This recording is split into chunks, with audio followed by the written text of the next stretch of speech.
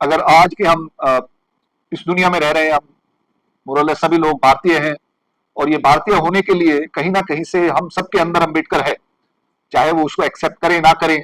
जब हम नागरिकता की बात करते हैं, संविधान की बात करते हैं, इंसानियत की बात करते हैं, एकता की बात करते हैं, तो कहीं ना कहीं से अम्बेडकर उसमें आ जाता है। तो अम्बेडकर एक फाउंडेशनल थिंकर है किसी न किसी हिसाब से। अम्बेडकर का जो फाउंडेशनल जो इन्फ्लुएंस है हम सब पे या इस देश पे, इस देश के अपने जो संविधान में दिए गए जो 5 या 6 वैल्यूज हैं जिसको प्रियम्बल कहते हैं, वो अम्बेडकर कहीं ज्यादा उसमें प्रेजेंट है, गांधी से भी कहीं ज्यादा प्रेजेंट है उसमें। और वो जो हम गांव की बात करते हैं या जाति की बात करते हैं या शहरों की बात करते हैं, गांव की बात करते हैं, वैसे एक दूसरे के संबंध में, तो उस सब में कहीं ना कहीं हमारी अपनी जो आइडेंटिटी बनती है, तो उसमें अम्बेडकर एक बड़ा central character, central idea, central kind of politics उसके बीच में रहता है।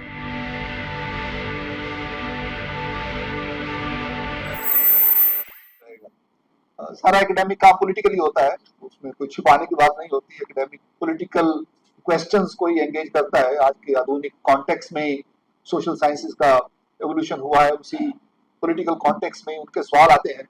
लेकिन यह है कि हम कोई सिर्फ पॉलिटिकल बात नहीं कर सकते, धरातल पे क्या हो रहा है उसके साथ कैसे जोड़ा जाए, महत्व यही है।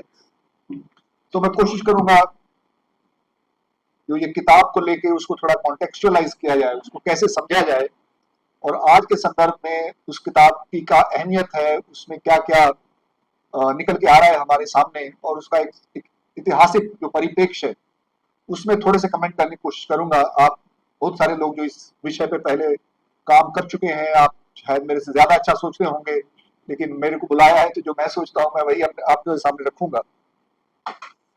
तो एक हमारे यहाँ पे एक कॉन्सेप्ट होती है जिसको बोलते हैं सोशियोलॉजिकल इमेजिनेशन। अगर आप किसी चीज की बात कर रहे हैं तो उसका एक ऐतिहासिक परिप्रेक्ष्य देखना बड़ा जरूरी है। दो चीजें होती है उसमें, एक ऐतिहासिक परिप्रेक्ष्य होता है, दूसरा वो जो ऐतिहासिक परिप्रेक्ष्य है वो हमारी अपनी जो बायोग्राफी है या अपनी जिंदगी है उसके साथ कैसे आके मिलता है। उसका जो एक किसी न किसी तरीके से जो जो जो एक साथ में उसको लेके हमारी अपनी इमेजिनेशन बनती है, किस तरह से हम सोचते हैं, किस तरह से हम महसूस करते हैं, किस तरह से हम फील करते हैं, वो इमेजिनेशन में वो सब कुछ आता है। मैच नहीं करेगा तो वो कोई जरूरी नहीं कि वो क्रिएटिविटी हो। आप क्रिएटिव लोग हैं, राइटर्स हैं, वो अलग चीज होती है, लेकिन सोशियोलॉजिकल इमेजिनेशन में एक जो धरातल पे जो हो रहा है उसको भी समझना बहुत क्रिटिकल हो जाता है। तो अगर इस किताब को देखा जाए तो ये किताब और अम्बेडकर, आज के हम इस दुनिया में रह रहे हैं, हम मोरलेस सभी लोग भारतीय हैं, और ये भारतीय होने के लिए कहीं ना कहीं से हम सबके अंदर अम्बेडकर है, चाहे वो उसको एक्सेप्ट करें ना करें। जब हम नागरिकता की बात करते हैं, संविधान की बात करते हैं, इंसानियत की बात करते हैं, एकता की बात करते हैं, तो कहीं ना कहीं से अम्बेडकर उसमें आ जाता है। तो अम्बेडकर एक फाउंडेशनल थिंकर है किसी न किसी हिसाब से। अम्बेडकर का जो फाउंडेशनल जो इन्फ्लुएंस है हम सब पे या इस देश पे, इस देश के अपने जो संविधान में दिए गए जो 5 या 6 वैल्यूज हैं जिसको प्रियम्बल कहते हैं, वो अम्बेडकर कहीं ज्यादा उसमें प्रेजेंट है, गांधी से भी कहीं ज्यादा प्रेजेंट है उसमें।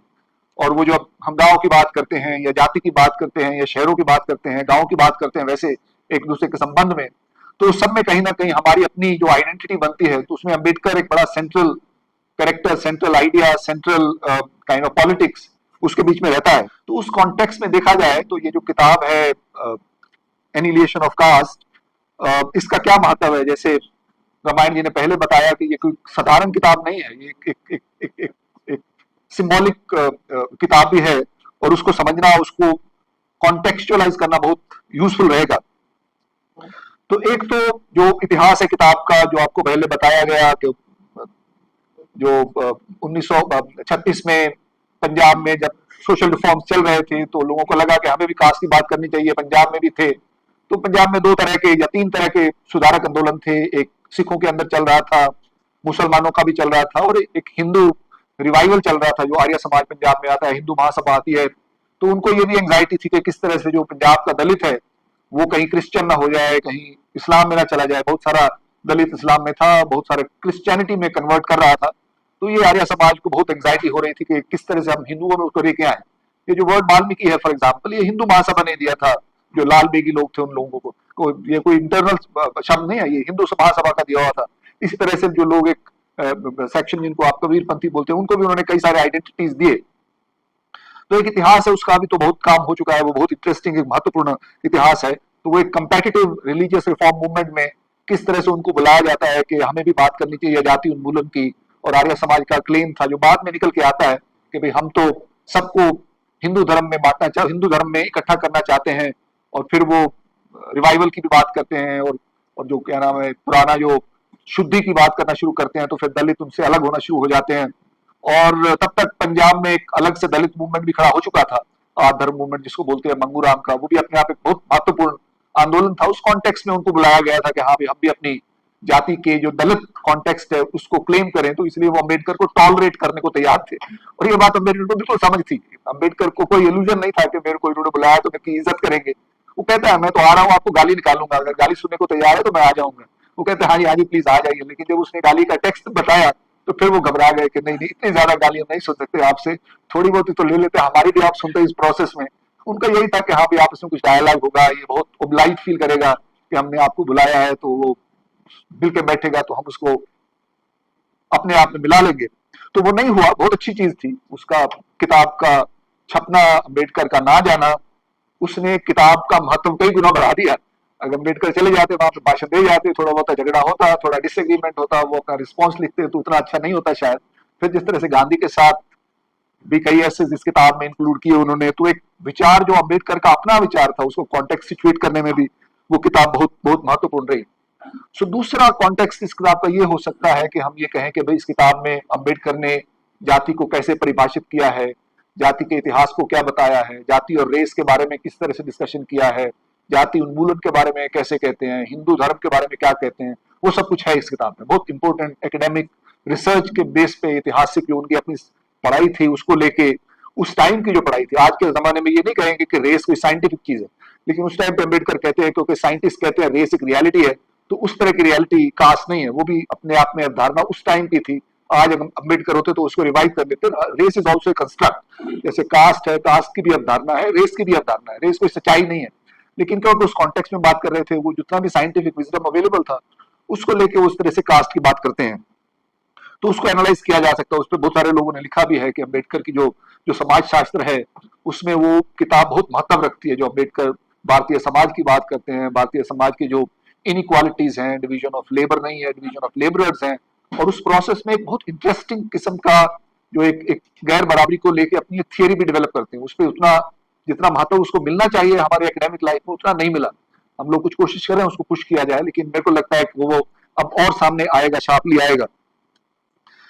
तीसरा जो मेरे को ये लगता है कि बियॉन्ड इंटेरोगेशन, कि एक तो हम देखें भाई उसका महत्व क्या था, उस किताब में क्या लिखा है, उसकी एक सिंबॉलिक सिग्निफिकेंस है, जिसकी जो आप बात कर रहे थे कि किस तरह से ये किताब जैसे कम्युनिस्ट मैनिफेस्टो बनता है वर्किंग क्लास के मूवमेंट के लिए, ये किस तरह से एक सिंबॉलिक रिसोर्स बन जाता है। और उसको सिर्फ ये नहीं कि एक किताब के तौर पे रखा जाता है, जब वो सिंबॉलिक रिसोर्स बन जाता है तो उसको एक अलग तरीके से पढ़ा जाना जरूरी है, जो मैं आज करने की कोशिश करूंगा। वो ये है कि अम्बेडकर एक व्यक्ति थे, हमें मालूम है। अम्बेडकर अब एक भगवान भी बन गए, खुदा बन गए लोगों के लिए, सिंबॉलिकली वो एक सच्चाई है, और ऐसे ही बनते हैं खुदा, अम्बेडकर जैसे बन गए हैं। और बहुत सारे लोगों की एस्पिरेशन, बहुत सारे लोगों की जो जिंदगी उसके साथ जुड़ गई है, एक जैसे धर्म के साथ जुड़ती है, कम्युनिटी अम्बेडकर के दौरान आ गई है। लेकिन मेरे हिसाब से और मेरे लिए जो अम्बेडकर है वो एक रेवोल्यूशन है, और वो एक सिर्फ एक किताब नहीं है, लेकिन ओवरऑल अम्बेडकर का नाम जो है, अम्बेडकर का जो सिग्निफिकेंस है वो क्रांति है। वो कोई सिंपल ये बात नहीं है कि एक थिंकर थे या एक सोशल रिफॉर्मर थे या उन्होंने संविधान लिखा। उन सबसे ज्यादा जो उसकी उनका महत्व है वो ये है कि अम्बेडकर, मैं सिर्फ अम्बेडकर यूज करूंगा, कोई आपको बुरा तो नहीं लगेगा, तो हम ऐसे ही बात करते हैं, तो मैं तो नानक की भी बात ऐसे ही करूंगा, ऐसा कुछ नहीं है। तो इसका मतलब ये नहीं कि मैं उनको रिस्पेक्ट नहीं करता, तो मैं कह रहा हूँ कि अम्बेडकर एक रेवोल्यूशन है, और उस रेवोल्यूशन प्रोसेस में रेवोल्यूशनरी जो होता है वो बहुत उथल पुथल करते हैं। वो कोई सिंपल ये नहीं कि सब चीज दोबारा करनी है आपको, रेवोल्यूशन का मतलब यही होता है। अब रेवोल्यूशन जब हम बात करते हैं तो उसका ये है कि जो आज का ढांचा है इसको पूरी तरह से परिवर्तित करना होगा। जैसे अभी शायद वो तिल तुमने ने कहीं कहा था कि you can not annihilate caste without revolution, and you can not have a revolution without annihilating caste. तो जब तक कास्ट नहीं जाएगी तो क्रांति तो नहीं हो सकती, किसी तरह की भी क्रांति नहीं हो सकती। इसीलिए कम्युनिस्ट मूवमेंट मोर और लेस इंडिया में खत्म जैसा ही हो गया है, क्योंकि उन्होंने कास्ट को सेंट्रलिटी दिया ही नहीं। अब भारत जैसे समाज में आपको क्रांति लानी है और कास्ट की बात नहीं करेंगे। बहुत सारे लोग, मैं एग्रीकल्चर स्टडीज में काम करता हूँ, मेरी लड़ाई हो जाती है उसमें, बिना कास्ट के आप कैसे खेती की बात कर सकते हैं? ये पेजेंट क्या होता है? पेजेंट सोसाइटी तो इंडिया में है ही नहीं। इंडिया में तो कास्ट एग्रेरियंस है, किसी को जमीन है ही नहीं उनके पास। पेजेंट सोसाइटी सेंट्रल एशिया का कॉन्सेप्ट है, आप यहाँ पे आकर सुपर इम्पोज करते हैं बिना देखे। और वो सब चीजें जो है वो एक किसी ना किसी तरीके से अंबेडकर का जो रेवोल्यूशन की बात है उसकी एक विचारधारा भी है, उसकी एक पॉलिटिक्स भी है, उसकी एक कहीं ना कहीं से उसमें एक सपना भी है। और ये तीन चीजें बहुत जरूरी होती हैं रेवोल्यूशन लाने के लिए। रेवोल्यूशन लाया जाता है, रेवोल्यूशन समाज को क्रिएट करता है। रेवोल्यूशन जो मार्क्स ने जैसे कहा था कि साइंस के बेस पे होता है, साइंस का भी रेवोल्यूशन नहीं करती। साइंस अपने आप में रेवोल्यूशन हो सकता है, लेकिन रेवोल्यूशन का कोई साइंस नहीं होता। रेवोल्यूशन में ह्यूमन एजेंसी जो होती है, आपको क्या बना सकते हैं एक अच्छे तरीके से, और वो बनाने की हिम्मत जो है वो लोगों की हिम्मत से आती है। और उसको ना दो तरीके से, रेवोल्यूशन को मेरे हिसाब से दो तरीके से समझा जा सकता है। एक तो जैसे कि हम आमतौर पे टेक्स्ट बुक में लिखा जाता है कि रेवोल्यूशन एक मोमेंट है, एक टाइम है। 1917 में एक रेवोल्यूशन हुआ, 1900 कब हुआ था, चाइनीज रेवोल्यूशन 1949 में हुआ था, फ्रेंच रेवोल्यूशन हुआ था, अलग अलग तरीके से लोग 1947 को भी रेवोल्यूशन बोल सकते हैं। तो रेवोल्यूशन इज अ मोमेंट, एक पर्टिकुलर टाइम पे। लेकिन असल में रेवोल्यूशन जो है उसको हमें समझना पड़ेगा रेवोल्यूशन एज ए प्रोसेस, कि रेवोल्यूशन अपने आप में नहीं हो जाता एक मोमेंट पे। Revolution is a moment, is a process.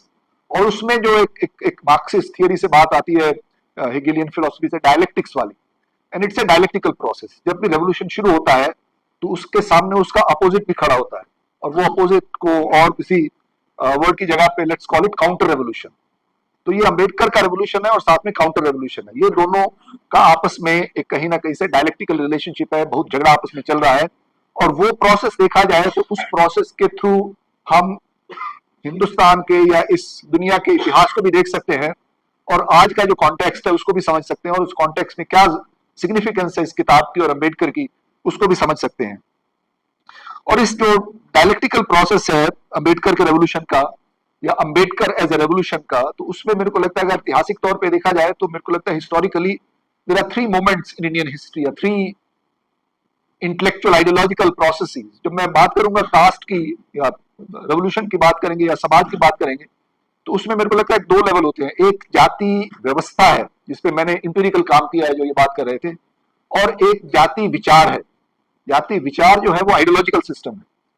तो ये दोनों पैरेलल चीजें हैं, इनको कोलैप्स नहीं किया जा सकता। जो विचार के थ्रू आप व्यवस्था को नहीं समझ सकते, व्यवस्था के थ्रू आप विचार को नहीं समझ सकते, लेकिन व्यवस्था में विचार भी है और विचार में व्यवस्था भी है। तो इसलिए मैं जो डायलेक्टिक्स की बात करता हूं, ये थोड़ा कोशिश करूंगा इसको मैं क्लैरिफाई करने की।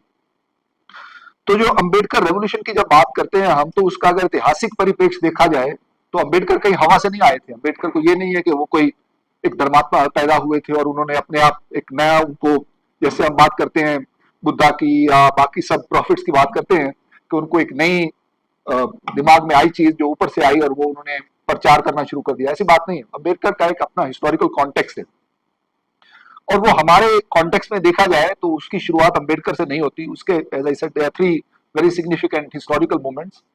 वो पीछे जाता है, एक एक I think starting point can perhaps be Gautam Buddha, या वैसे जो हिस्टोरियन जिसको बोलते हैं शैमनिक ट्रेडिशन। बुद्धा के अलावा और भी बहुत सारे ट्रेडिशन जो थे, जो ब्राह्मणिक ट्रेडिशन के अगेंस्ट स्ट्रगल कर रहे थे एंशिएंट टाइम में। लेकिन I think Buddhist philosophy comes out as a very articulate and very powerful moment at that time, जो एकदम से एक नए तरह का क्रांति लाना चाहती थी समाज में, या क्रांति लाई जिन्होंने समाज में। और दूसरा मेन मोमेंट जो है वो जो पहले गीत भी सुना रहे थे बंगाल से, तो मेरे अपने कॉन्टेक्स्ट से देखा जाए तो वो जो है रविदास कबीर नानक वाला मोमेंट जो है।